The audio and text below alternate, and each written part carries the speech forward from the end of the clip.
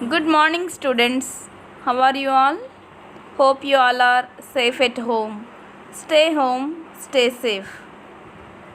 Welcome to today's Social Studies online class.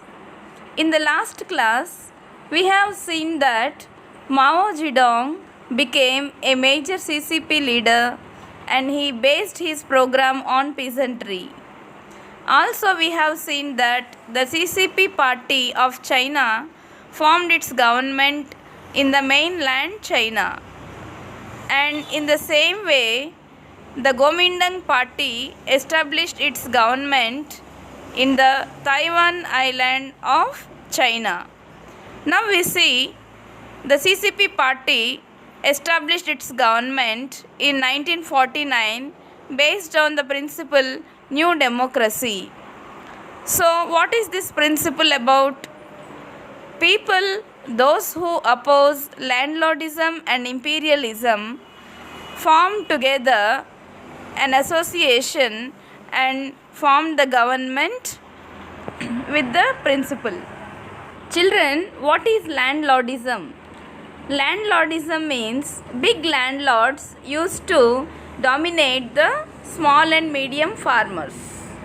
What is imperialism? Imperialism is nothing but domination of the Western colonial powers. Once in power, the CCP party started large-scale land reform measures. They took away the land of the landlords and redistributed among the landless peasants. They also have enacted many laws for the protection of women and they fought for the women's rights. So thus women developed a lot. Children, let us see how the land reforms were carried out in China under the CCP's rule. Land reforms were launched in China in the year 1950 to 51 after they had understood all the rural situations carefully. Let us see the major steps of these land reforms. A class identification of all the people living in the villages and followed by confiscation and redistribution of landlords' land to the landless peasants. First of all, children, they have identified who are the people living in the villages. That means how many small farmers are there, how many landlords are living in the village. Like that, they have identified all the people in the villages and then they had taken all the confiscation, that means taking the landlord's land forcibly. Okay, confiscation. So they have taken the lands from the landlords and they redistributed those lands to the real poor, that means landless peasants. And also country level land reform committees have prepared some work teams. Children, country level, that means village level land reform committees were started and those committees, they have set up some work teams. So what is the work given to these work teams? They used to form peasants associations. That means peasants association means here farmers association, farmers group they used to form. And secondly, they used to select a leader from them for the sake of the local leader. In many areas, middle peasants got benefited because of these land reforms.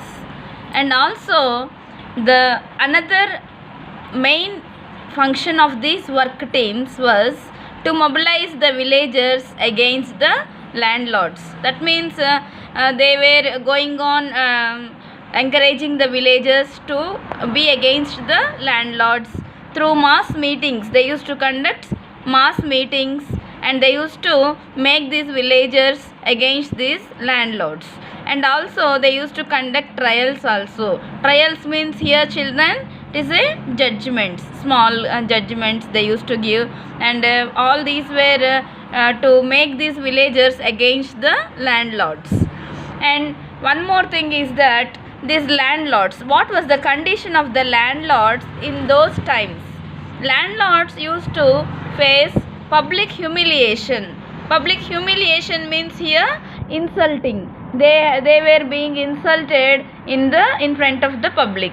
And also many landlords were executed in the trials. Many trials were done, students. Many trials were done. In those judgments, nearly 10 to 20 lakh landlords were been executed. That means they were all killed in the trials. And 43% of cultivable land was distributed to 60% of rural population. That means out of the whole cultivable land, 43% was being distributed to the 60% of the rural people. And old elites lost their economic assets and power. Old elite. Children, here, what is the meaning of elite? Elite means an upper class. That means old jamindars and all we used to have in India. In the same way, old elite, old upper class people, the upper class landlords and all, they had lost their economic assets. All their lands were taken away and redistributed. No, that's why they lost their economic assets, and even they lost their power also. New elite emerged from poor and middle classes. So as poor and middle classes have acquired some lands in their hands, so new elite emerged in the villages in place of old elite. Another big step was setting up of adult peasants associations as adult peasant schools. Another big step which was done by these work teams was setting up of adult peasant schools. That means adult peasants, they used to study in the night schools. You might have heard children after their days field work is over, they used to attend adult peasant schools in our surroundings also. It was done before some years. And primary schools was set up for the sake of children, young children and all. And also many people believed that this because of this success of the land reforms and universalization of education, that means education was given importance for everybody, for everyone, free education was provided. So success of these land reforms and universalization of education was the major step, and that was the reason for China's development. Many people believed that. Gradually, the CCP established a single party rule in China. So the CCP party became more popular, more famous in China, and it established a single party rule. And chairman was all powerful and no opposition activities were allowed in China. That means chairman, everybody used to obey what the chairman says, and no opposition activities were done. No opposition was allowed in China. Children, let us see what happened in Vietnam. Vietnam is one small country in Asia. It was under the rule of France from the mid-19th century. France ruled Vietnam like how Britain ruled India. The French wanted to develop Vietnam as an exporter of rice. So for this purpose, it has came out with a threefold strategy. That means a planning of 3 steps. So firstly, it thought of improving the irrigation facilities in Vietnam. For that purpose, they have built many canals, etc. And secondly, they encouraged landlords to cultivate rice on a large scale. And thirdly, they began to market rice and rubber on a large scale. So what happened, children? Because of their efforts, French efforts, Vietnam became good marketing of rice and rubber. And also, roads and railways were built for the transport of goods, to move military people from one place to another place, and also to control the entire region. Roads and railways were built to control the entire region. A Trans-Indo-China network also was constructed during that time to connect Vietnam and China. The economy in colonial Vietnam was primarily based on rice cultivation and rubber plantations. Children, here the economy. Economy means the main source of income. So the main source of income in colonial Vietnam. Why they said colonial Vietnam? Because at that time Vietnam was a colony of French. So was primarily based on rice cultivation and rubber plantations. Mainly they used to get more income through rice cultivation and rubber plantations. And most of these plantations were owned by the French. They were mostly under the control of the French people, and a very few plantations were under Vietnamese elite. What is the meaning of elite? As I have told you before, that means upper class people. Bonded labor was widely used in the rubber plantations. In the rubber plantations, bonded labor, that means forced labor, was widely used in these plantations. French made little effort to industrialize the economy. They wanted to industrialize the Vietnamese economy. How Britishers developed India, to some extent they have developed India.